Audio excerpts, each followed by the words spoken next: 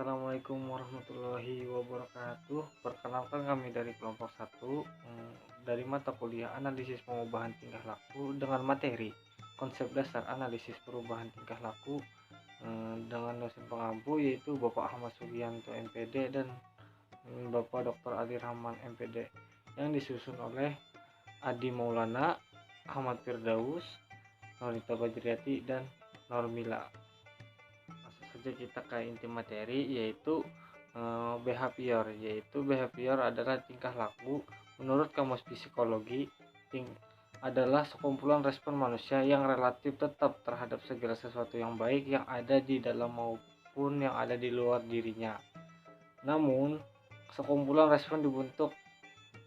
Menurut Simon Freud, dalam Pervin berpendapat bahwa sebagian besar tingkah laku manusia telah ditentukan oleh kekuatan di luar kesadaran. Pandangan ini bersifat mekanis deterministik, di mana tingkah laku manusia merupakan hasil suatu proses mekanis insting untuk mempertahankan dirinya. Insting menjadi sumber energi psikis dalam mengarahkan tingkah laku manusia untuk memenuhi keinginan kebutuhannya. Ya, menurut Carl Person Roger, tingkah laku merupakan usaha manusia yang goal directed, yaitu memuaskan kebutuhan-kebutuhan sebagaimana dialaminya dan dalam medan sebagaimana diamatinya. Contohnya saja seperti dia haus atau lapar dengan adanya minum dan makan, maka hal tersebut usaha untuk memenuhi kebutuhan dirinya. Ya, menurut Smita, behavioristik adalah sebuah aliran dalam pemahaman tingkah laku manusia yang dikembangkan oleh John B. Watson, yaitu pada tahun 1878 sampai 1958, seorang ahli psikologi Amerika pada tahun 1930 sebagai reaksi atas teori psikodinamika. Perspektif berfokus pada peran dari belajar dan menjelaskan tingkah laku manusia.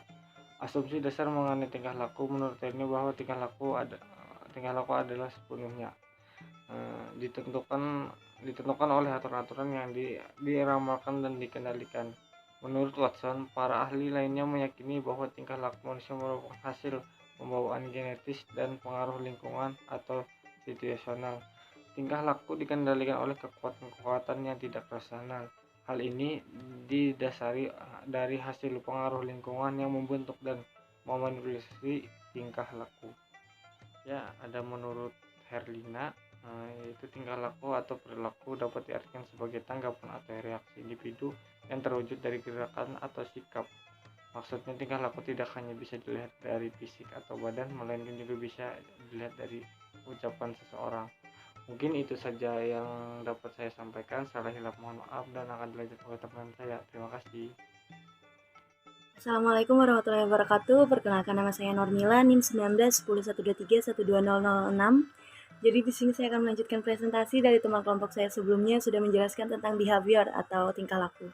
Di sini saya akan menjelaskan environment atau lingkungan. Nah, jadi dalam analisis tingkah laku, istilah lingkungan atau environment itu merujuk pada peristiwa-peristiwa atau stimulus yang mengubah tingkah laku, baik yang berasal dari luar maupun dari fisiologi internal individu itu sendiri. Dalam lingkungan, tingkah laku berkembang, sebab lingkungan bukanlah suatu ruang hampa.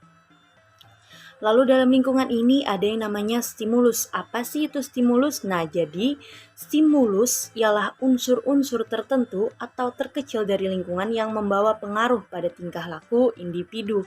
Salah satu contoh dari adanya stimulus ini ialah seperti ketika seseorang menggaruk pipi saat muncul rasa gatal dari pipi tersebut.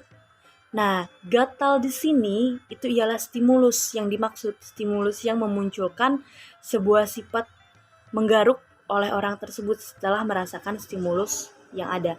Nah, itu saja presentasi dari saya, akan dilanjutkan oleh teman kelompok saya berikutnya. Sekian dan terima kasih. Wassalamualaikum warahmatullahi wabarakatuh. Baiklah, perkenalkan, nama saya Norita Fajriati. Di sini saya akan melanjutkan presentasi dari teman saya yang sebelumnya. Baiklah, di sini saya akan menjelaskan tentang responden behavior atau biasa disebut juga dengan tingkah laku responden. Baiklah, di sini sudah tertera dalam PPT, slide PPT di sini. Istilah responden dalam behaviorisme merujuk pada peningkatan atau penurunan kemunculan tingkah laku individu. melalui kehadirannya suatu stimulus atau bisa disebut juga dengan peristiwa yang mendahului respon individu tersebut. Kehadiran suatu stimulus dapat mengatur atau mengontrol respon. Respondent behavior is elicited di sini artinya respon yang benar-benar terjadi ketika suatu stimulus itu muncul. Sistem notasi untuk tingkah laku responden di sini adalah stimulus menyebabkan munculnya responden. Kata refleks atau respon di sini karena yang terjadi adalah spontan, jadi tidak pernah kita rencanakan. Jadi dan lebih dikendalikan oleh sistem saraf yang tidak sadar. Jadi kita melakukan hal tersebut itu benar-benar tidak sadar. Contohnya, ketika kita diganggu oleh seseorang atau teman kita sendiri yang menurut kita tidak baik, itu biasanya kita akan melakukan hal seperti memukul gitu. Jadi kita spontan, kita tidak sadar untuk melakukan hal tersebut. Baiklah, mungkin hanya itu saja yang dapat saya sampaikan. Salah hilap mohon maaf. Selanjutnya akan dijelaskan oleh teman saya. Terima kasih. Baik, di sini saya akan melanjutkan presentasi dari rekan saya sebelumnya. Sebelumnya perkenalkan, saya Adi Maulana dengan NIM 1910 1232 113. Berikutnya adalah operan behavior atau tingkah laku operan. Operan conditioning bisa dikatakan sebagai kritik terhadap classical conditioning dan continuity. Mengapa? Karena manusia seringkali merespon stimulus secara sadar dan tidak harus dimulai dari adanya stimulus terlebih dahulu. Nah, dalam banyak hal manusia bertindak terlebih dahulu karena dia tahu akan mendapatkan reward yang diinginkannya. Sebaliknya, manusia akan menghentikan tindakannya bila akhirnya dia mendapatkan stimulus atau konsekuensi yang diinginkannya. Nah, selain itu juga menurut prinsip continuity association dan respondent conditioning, manusia merespon bila ada stimulus yang datang kepadanya. Namun, dalam kenyataannya, kita juga menemukan bahwa manusia seringkali berinisiatif untuk mendapatkan stimulus yang diinginkannya. Misalnya, seorang mahasiswa ataupun pelajar yang berusaha untuk mendapatkan nilai terbaik dalam perkuliahannya ataupun dalam belajarnya, dia meluangkan cara ataupun waktu yang lebih banyak untuk belajar dan latihan menjawab soal dengan lebih intensif. Nah, nilai A belum didapatkannya atau belum datang, tetapi yang bersangkutan sudah merespon terlebih dahulu dalam bentuk belajar secara keras, bekerja keras. Nah, di sini mahasiswa tersebut melalui terlebih dahulu dalam bentuk belajar yang keras, melakukan sesuatu respon terhadap lingkungan tanpa menunggu adanya stimulus terlebih dahulu. Dengan kata lain, manusia tersebut beroperasi dalam lingkungannya dan lingkungan yang mempengaruhi respon menjadi sumber untuk belajar. Nah, konteks inilah yang dimaksudkan dengan operan conditioning.